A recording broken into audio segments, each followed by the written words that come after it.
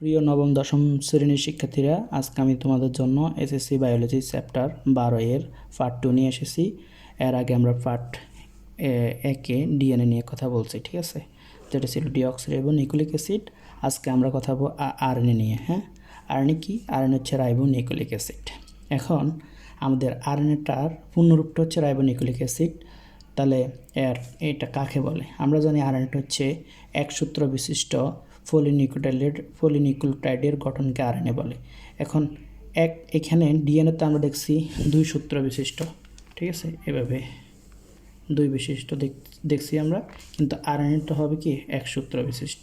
ওকে, আরএনএটা হচ্ছে এক সূত্র বিশিষ্ট। তো এখন এখানে যে লেখা আছে পলিনিউক্লিওটাইড, তার মানে অনেকগুলো নিউক্লিওটাইড থাকবে। আর এই নিউক্লিওটাইডটা কী দ্বারা গঠিত? ঠিক আছে, তো আমরা যদি খেয়াল করি নিউক্লিওটাইডটা এই যে আমাদের সুপনিবা দ্বারা গঠিত। এখন সুপনিবা নাই, সুপনিবা কি? সুপনিবা। তো আমরা মনে রাখবো সুপনিতে হচ্ছে কি আমাদের সুগার, ঠিক আছে, সুপনিতে হচ্ছে সুগার। পিতে হচ্ছে ইনঅর্গানিক ফসফেট।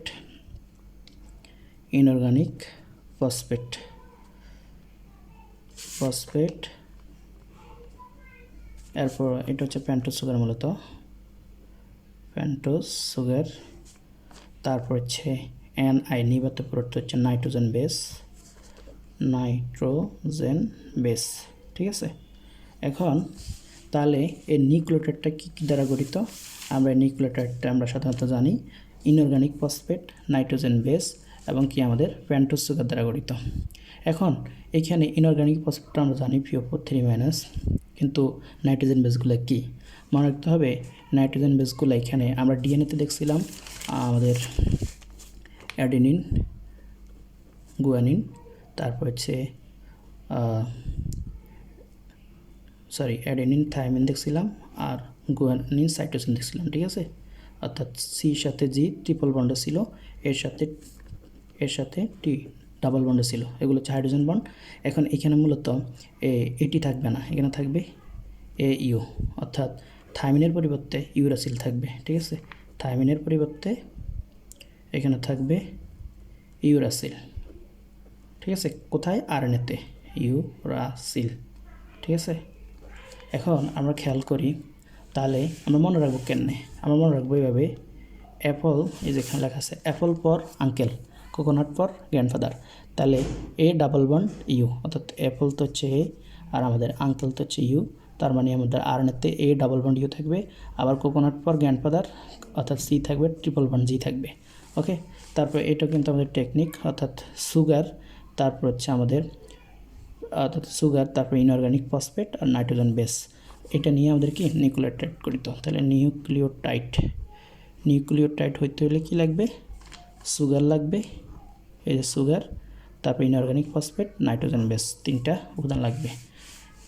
ওকে, এখন আমাদের এই যে অনেকগুলা নিউক্লিওটাইড মিলে আমাদের পলিনিউক্লিওটাইডের বিশাল চেইন তৈরি হয়, তাই না? এই চেইনটা অবশ্যই এক সূত্র বিশিষ্ট হবে, অর্থাৎ সিঙ্গল হেলিক্স হবে, তাই না? আর ডিএনএতে কি ডাবল হেলিক্স ছিল। তারপর আমরা যদি আর একটু কথাবার্তা বলি, একটা পলিনিউক্লিওটাইডের একটি চেইন থাকবে বা একটা শিকল থাকবে। একটা শিকল, এটা ভাঁজ আকারে থাকতে পারে। যেমন আমরা যদি খেয়াল করি, এখানে কিন্তু একটা শিকল ছিল, এই যে একটা শিকল এভাবে এভাবে আসছে, ঠিক আছে। এটা একটা শিকলে হয়তো ভাঁজ হয়ে গেছে, এটাই। কিন্তু আমরা যদি এটারে সিঙ্গেলভাবে দেখাই, তাহলে ব্যাপারটা এরকম দাঁড়াবে, এই যে অর্থাৎ একটা সুতা, ঠিক আছে, একটা সুতা।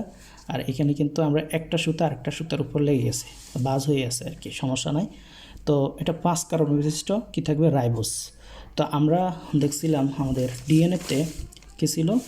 ডিএনএতে আমাদের ডিঅক্সিরাইবোস ছিল, ঠিক আছে, ডিঅক্সিরাইবোস। অর্থাৎ ডিঅক্সিরাইবোসের মধ্যে আমাদের যখন আমরা এভাবে, অর্থাৎ আমরা ডিএনএতে দেখছিলাম যে এখানে 1-2 নাম্বার কার্বনে আমাদের ওটা ছিল না, হ্যাঁ, ঠিক আছে, ওটা ছিল না বিধায় ওকে আমরা ডিঅক্সিরাইবোস বলছি, ডিঅক্সিরাইবোস, ঠিক আছে। এখন যেহেতু আমাদের ওটা আছে, এটাকে আমরা কি ডিঅক্সি বলবো না, আমরা ডিটা বাদ দিয়ে অক্সিরাইবোস বলবো, কেমন? তাহলে আমাদের এখানে কি হবে? আমাদের এখানে অক্সিরাইবোস হবে। ওকে, তাহলে 5 কার্বন বিশিষ্ট রাইবোজ থাকবে, যেটা আমাদের অক্সিজেনও থাকবে, ফসফেট, তারপর হচ্ছে নাইট্রোজেন বেস থাকবে। তো নাইট্রোজেন বেসকে থাকবে অ্যাডেনিন আর ইউরাসিল থাকবে থাইমিনের পরিবর্তে, আর সাইটোসিন আর গুয়ানিন থাকবে। এবার হচ্ছে আরএনএর প্রকারভেদ। আমরা জানি আরএনএ বিভিন্ন রকম হয়, এমআরএনএ, মেসেঞ্জার আরএনএ, তারপর হচ্ছে rRNA, transfer RNA, genetics RNA, তারপর হচ্ছে রাইবোজোমাল আরএনএ।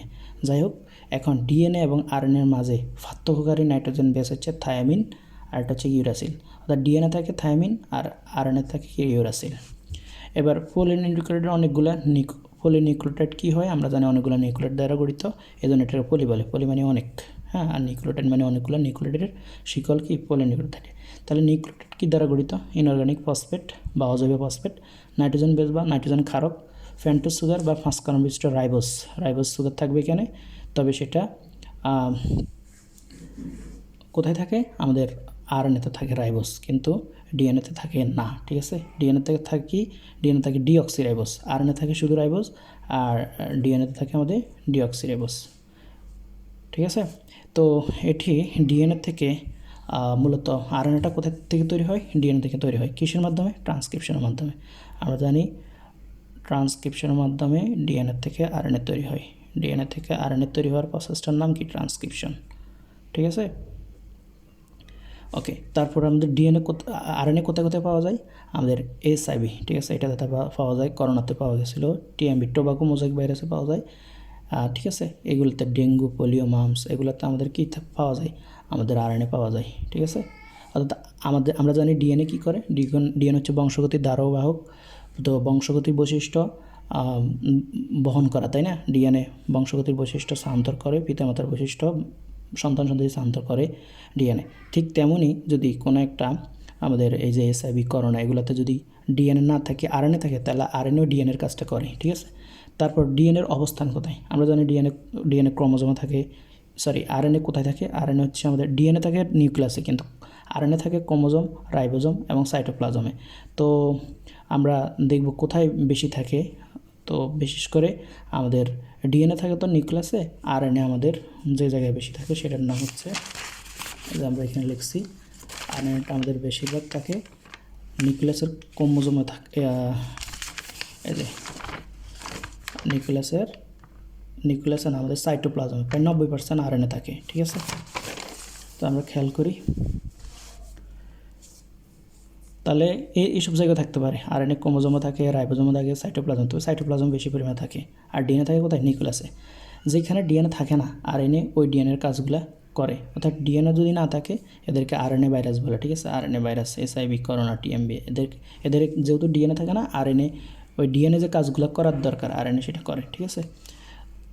যে সকল আরএনএ পিতামাতার বৈশিষ্ট্য সন্তান সন্ততিকে সঞ্চারিত করে তাদেরকে জিআরএনএ বলে। তাহলে জিআরএনএ কি? বা জেনেটিক্স আরএনএ, অর্থাৎ যে সকল আরএনএ পিতামাতার বৈশিষ্ট্য সন্তান সন্ততি সঞ্চারিত করে তাকে জিআরএনএ বলে। আমরা দেখছিলাম আমাদের আরএনএ অনেক প্রকারের, মেসেঞ্জার আরএনএ, ট্রান্সফার আরএনএ, তারপর হচ্ছে রাইবোজোমাল আরএনএ, তারপর জেনেটিক্স আরএনএ।